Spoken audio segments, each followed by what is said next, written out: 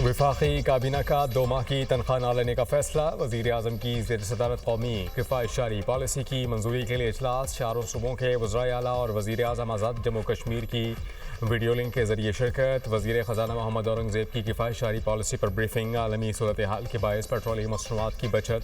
सरकारी सतह पर किफ़ायत इक़दामात से मुताल्लिक़ आगाह किया गया। इजलास में मुस्तहिक़ और गरीब शहरियों को रिलीफ देने की तजावीज़ पर गौर। शहबाज शरीफ ने सूबों की मुशावरत से कौमी किफ़ायत पॉलिसी तश्कील देने की हिदायत की थी।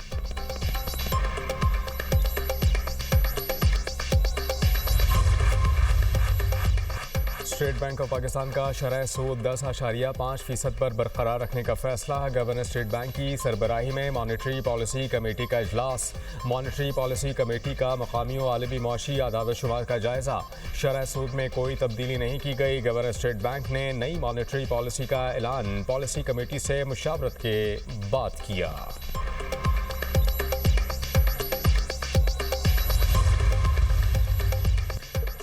ईरान जंग के असरात। पाकिस्तान स्टॉक मार्केट शदीद मंदी का शिकार। 100 इंडेक्स में 11,015 पॉइंट्स की कमी। इंडेक्स 1,46,480 पॉइंट्स पर बंद। एशिया की दीगर स्टॉक मार्केट्स भी मंदी का शिकार। जापान की स्टॉक मार्केट इंडेक्स निकी में तकरीबन 7% कमी। जनूबी कोरिया का कोस्पी इंडेक्स में तकरीबन 7% तक कमी। हांगकांग के हैंग सेंग इंडेक्स में भी 2.5% से ज़्यादा कमी। भारत का निफ्टी इंडेक्स भी 3% तक गिर गया। यूरोपीय स्टॉक मार्केट्स भी गिरावट का शिकार।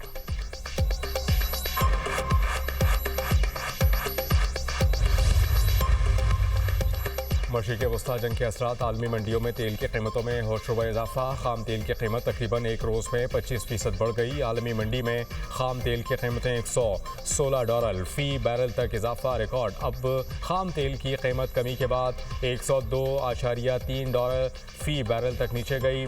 माहिरीन के मुताबिक मशरिक़ वस्ता में जंग तवील हुई तो तेल $150 फ़ी बैरल तक जा सकता है।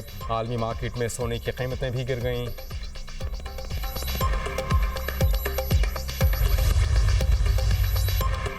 आयतुल्लाह खामनाई के बेटे मुज्तबा खामनाई ईरान के नए सुप्रीम लीडर मुकर्रर। मजलिस खबरगान ने नए रहनुमा का ऐलान किया। इंतखाब मजलिस के खुसूसी अरकान ने किया। ईरानी मजलिस खबरगान की कौम से इत्तेहाद बरकरार रखने की अपील। कहा कि मौजूदा हालात में कौमी इत्तेहाद और यकजहती ज़रूरी है। मजलिस खबरगान की ईरानी अवाम से नए सुप्रीम लीडर से वफादारी का अहद करने की अपील।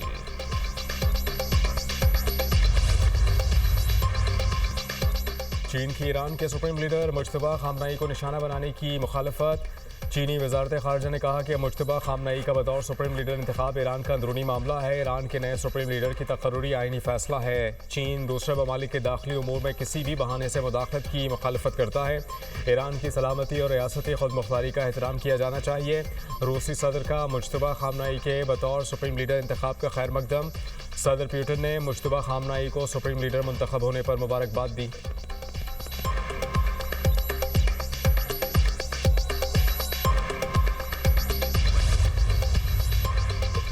ट्रंप का मुज्तबा खामनाई को कबूल करने से इनकार। अमरीकी नशरियाती इदारे को इंटरव्यू में कहा कि मुज्तबा खामनाई को जानशीन बनाना कबूल नहीं। बगैर अमरीकी मंजूरी नया सुप्रीम लीडर ज़्यादा देर नहीं चल सकेगा।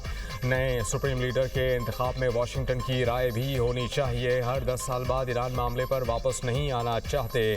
ईरानी हुकूमत से ताल्लुक़ रखने वाले शख्स को कबूल कर लेंगे। ईरानी अफसोदा यूरेनियम ज़खायर पर कब्जे के लिए फ़ौज भेज सकते हैं। ईरान के मामले पर तमाम ऑप्शन ज़ेरे गौर। सब कुछ मुमकिन है। अमरीकी सदर ने इसराइली अखबार टाइम्स ऑफ इसराइल को इंटरव्यू में कहा कि ईरान से जंग ख़त्म करने का आखिरी फैसला हम करेंगे। मैं और नेतन्याहू ना होते तो ईरान इसराइल को तबाह कर देता।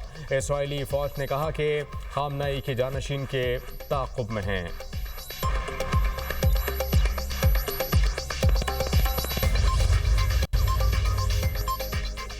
ईरान और अमेरिका और इसराइल की जारहियत जारी। तेहरान, इस्फहान, क़ुम और दीगर शहरों में बमबारी। शहादतों की तादाद 1332 हो गई। हज़ारों ज़ख्मी। पासदारान इनक़लाब के मुताबिक इसराइल शहरी तंसीबात को निशाना बना रहा है। उधर ईरान के वस्ती इसराइल और तेल अवीव पर ताबड़तोड़ मिसाइल हमले, 13 इसराइली हलाक, 100 से ज़्यादा जख्मी। मशरिक़ वस्ती में अमरीकी अड्डों को मिसाइलों और ड्रोन से निशाना बनाया गया।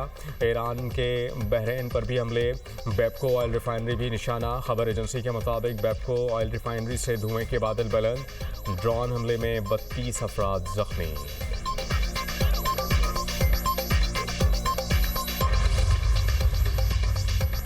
इसराइल ने जनूबी लेबनान के रहायशी इलाके में ममनुआ सफ़ेद फास्फोरस का इस्तेमाल किया।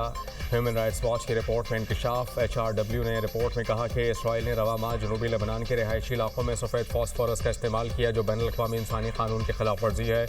यमौर के रहायशी कस्बे पर सफ़ेद फास्फोरस गोलाबारी और कम अज़ कम 2 घरों में आग लगने के वाक़यात दिखाए गए। इसराइल की जानिब से फास्फोरस के इस्तेमाल का वाक़या 3 मार्च को पेश आया। ह्यूमन राइट्स वॉच के महक़क़ रमज़ी केस ने कहा कि रिहायशी इलाकों पर इसराइली फ़ौज का सफ़ेद फास्फोरस इस्तेमाल गैर कानूनी और नहायत तशवीशनाक है। इसके शहरियों पर संगीन असरात मुरतब होंगे। सफ़ेद फास्फोरस के जलाने वाले असरात मौत या ऐसे शदीद ज़ख्म पैदा कर सकते हैं जो उम्र भर तकलीफ़ का बायस बनते हैं।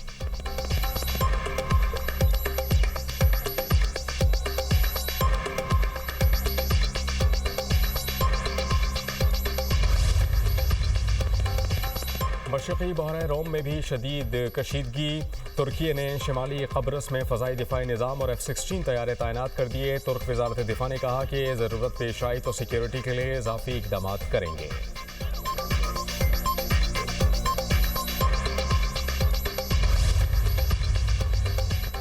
मशरिक़ वस्ती कशीदगी, बांग्लादेशी हुकूमत के हंगामी इक़दाम। मुमकिन तवानाई बहरान के पेश नज़र तमाम यूनिवर्सिटीज़ आज से बंद। बांग्लादेशी हुकाम के मुताबिक बिजली और ईंधन की बचत के लिए ईद उल फितर की तातीलात देने का फैसला भी किया गया। बांग्लादेश अपनी तवानाई की ज़रूरियात का तकरीबन 95% दरामदात से पूरा करता है।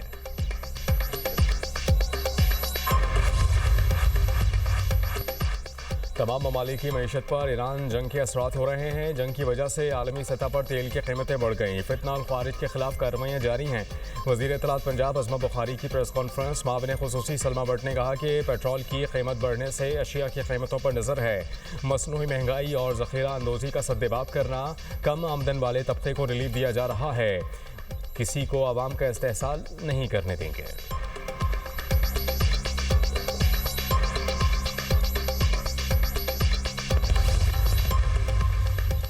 सीनियर वज़ीर सिंध शर्जील इनाम मेमन का ट्रांसपोर्ट किरायों में इजाफे का नोटिस।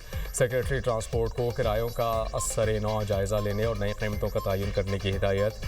गैर कानूनी किराया बढ़ाने वाले ट्रांसपोर्टर्स के खिलाफ कार्रवाई के भी अहकामात। कहा कि किरायों में किसी भी किस्म के इजाफे का इख्तियार हुकूमत और महकमा ट्रांसपोर्ट को है। आवाम को रिलीफ फराहम करने के लिए पुरअज़्म है और किसी को भी इस्तेहसाल की इजाज़त नहीं। जो ट्रांसपोर्टर सरकारी मंजूरी के बगैर किरायों में इजाफा कर रहे हैं उनके खिलाफ सख्त कानूनी कार्रवाई होगी।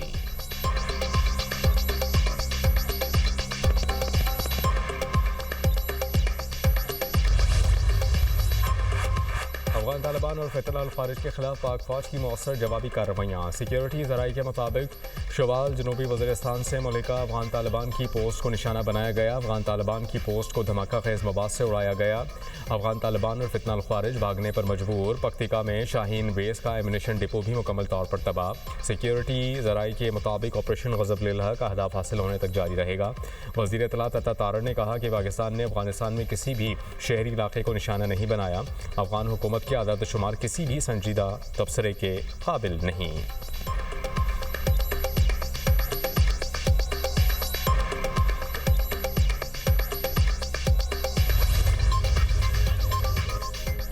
फाइव जी स्पेक्ट्रम की नीलामी कल होगी। वफाकी वज़ीर IT शिजा फातिमा के मुताबिक इस साल 5 शहरों में 5G सर्विस को यकीनी बनाएंगे। 5G पहले मरहले में इस्लामाबाद, लाहौर, कराची, पेशावर और कोयटा में दस्तयाब होगा।